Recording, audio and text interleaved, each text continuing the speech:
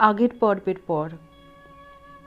ছোকরা ভক্তেরা কাশীপুরের বাগানে থাকিয়া রাত্রে দিন সেবা করিয়াছিলেন। তাহার অদর্শনের পর অনিচ্ছা সত্ত্বেও কলের পুত্তলিকার ন্যায় নিজের নিজের বাড়ি ফিরিয়া গেলেন। ঠাকুর কাহাকেও সন্ন্যাসীর বাহ্যচিহ্ন, গেরুয়া বস্ত্র ইত্যাদি ধারণ করিতে অথবা গৃহীর উপাধি ত্যাগ করিতে অনুরোধ করেন নাই। তাহারা লোকের কাছে দত্ত, ঘোষ, চক্রবর্তী, ঘোষাল ইত্যাদি উপাধিযুক্ত হইয়া ঠাকুরের অদর্শনের পরও কিছুদিন দিয়াছিলেন,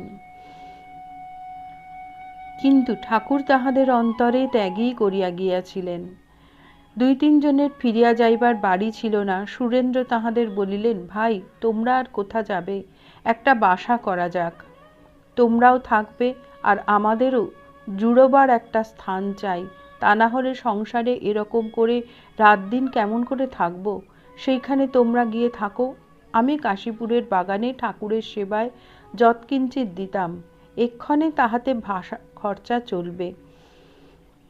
সুরেন্দ্র প্রথম 2-1 মাস টাকা 30 করিয়া দিতেন। ক্রমে ক্রমে মঠে অন্যান্য ভাইরা যোগ দিতে লাগিলেন, 50-60 করিয়া দিতে লাগিলেন, শেষে 100 টাকা পর্যন্ত দিতেন। বরাহনগরে যে বাড়ি লওয়া হইল তাহার ভাড়া ও ট্যাক্স 11 টাকা, পাচক ব্রাহ্মণের মাইয়ানা 6 টাকা, আর বাকি ডাল ভাতের খরচ। বুড়ো গোপাল, লাটু ও তারকের বাড়ি যাইবার নাই।